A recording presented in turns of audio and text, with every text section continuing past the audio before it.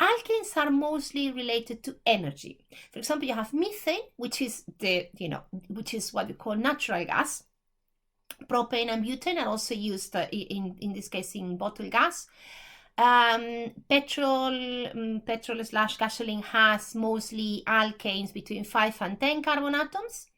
You've got kerosene, also called paraffin in the UK and kerosene in the US, which it's a complex mixture of hydrocarbons, but it does have alkanes, typically slightly longer alkanes between 10 and 16 carbon atoms. And then you have larger carbon atoms, more than 16 carbons. And diesel contains alkanes with more than 16 carbon atoms. Some of them are with very long carbon chains. They tend to be semi-solid, like for example petroleum jelly or wax, paraffin wax, or even alphats. It's not a solid per se. It's a sort of semi-solid. They tend to be quite thick, quite consistent.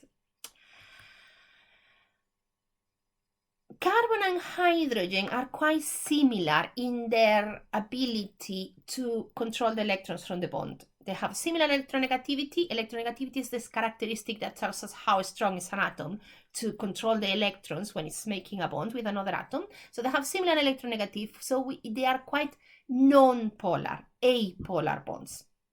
Neither carbon nor hydrogen are slightly, they're roughly the same strength to control those electrons from the bond.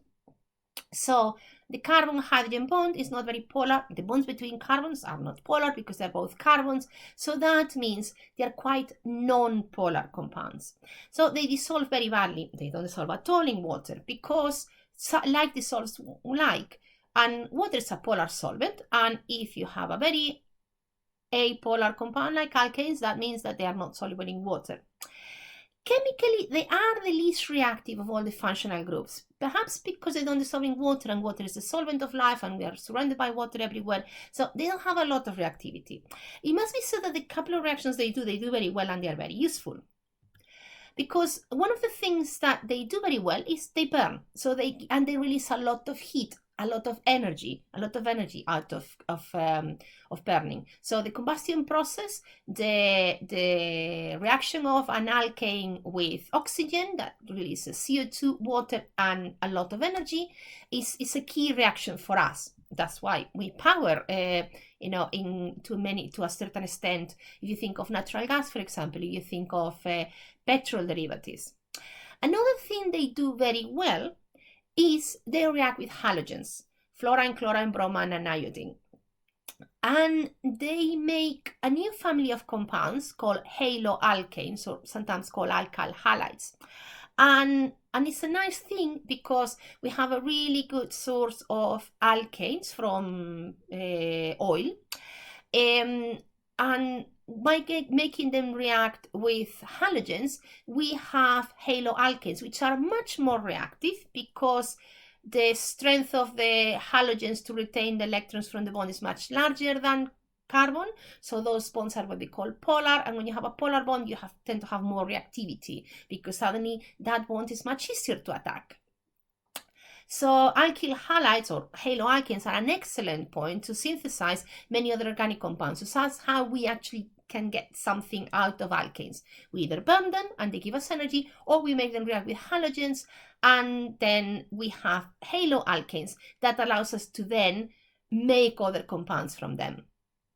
So far, I've only told you about linear alkanes, so all the carbons in a line. But you can also have them making a cycle, and then we call them cycloalkanes. The smallest cycloalkane you can have is cyclopropane, so 3 carbon atoms is the smallest cycle you can have, and the most stable ones with difference are cyclopentane, so 5 carbon atoms, and cyclohexane, 6 carbon atoms. And you name them as with the previous one, pentane or hexane, because they have 5 or 6 carbon atoms, the A and E ending because they are alkanes, and the cycle just to tell your reader that they are making a cycle.